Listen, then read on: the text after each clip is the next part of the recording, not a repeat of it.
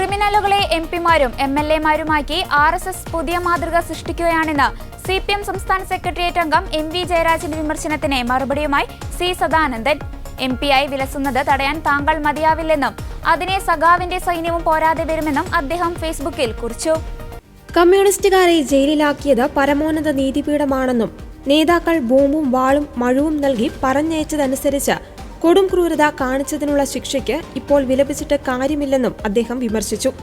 രാഷ്ട്രപതിയുടെ ഉത്തരവിലൂടെയും പ്രധാനമന്ത്രിയുടെ നിർദ്ദേശത്തിലൂടെയുമാണ് താൻ രാജ്യസഭാംഗമായത്.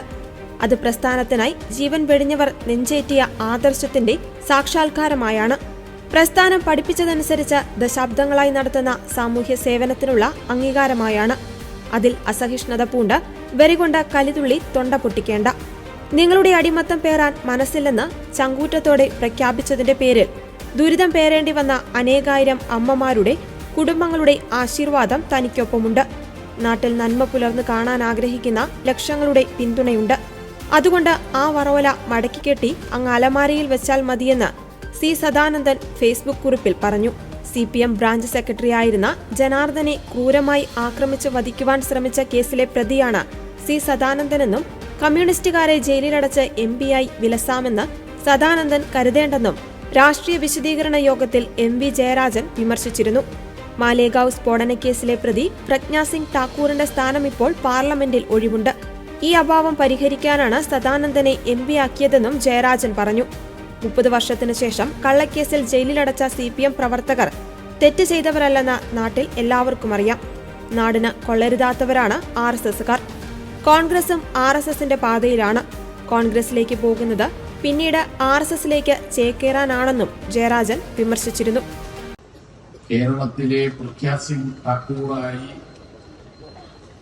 ഈ രാജ്യസഭ അംഗത്തെ വിനിയോഗിക്കുകയാണോ എന്നാണ് സാധാരണക്കാർ ചോദിക്കുന്നത്. ഉത്തരേന്ത്യയിൽ നമുക്ക് കാണാൻ കഴിയുന്ന ഒരു രാഷ്ട്രീയമാണ് RSSന്റെ ക്രിമിനൽ രാഷ്ട്രീയം.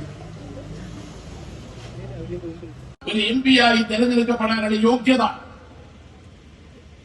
ഈ നാട് ചോദിക്കുന്ന ചോദ്യം അതാണ്. എന്നിട്ട് ഇപ്പോ കള്ളക്കേസിൽ 8 സഖാക്കളെ കുടുക്കി ജയിലിലടച്ചതിന്റെ വീരശൂര പരാക്രമം പോലെ നാളെ ഇവിടെ നാട്ടിൽ അവരോട് വിശദീകരിക്കാൻ ചെന്ന് വിരിയാണ്ട് പോയി. ആരൊക്കെയായി ഇപ്പൊ ജയിലിലുണ്ടെന്ന് ഞങ്ങളവിടെ അവരെ പോയി കണ്ടു. അവര് ഒളിച്ചും പാത്തും എല്ലാം ജയിലിൽ പോയത് കേട്ടാ. അവര് കോൺഗ്രസുകാര് RSSകാര് ചിലരിപ്പൊ കാണിക്കുന്നത് പോലെ ഫണ്ട് മുക്കിയവരല്ല. അവരേറ്റവും കൂടുതൽ പ്രായമുള്ള ആളക്കൂട്ടത്തിൽ കുഞ്ഞികൃഷ്ണ മാഷാണ് എന്നാണ് ഞാൻ കരുതുന്നത്. 76 വയസ്സ് പ്രായമുള്ള കുഞ്ഞികൃഷ്ണ മാഷ്. കുഞ്ഞികൃഷ്ണ മാഷെ കണ്ടപ്പോ മുഖത്ത്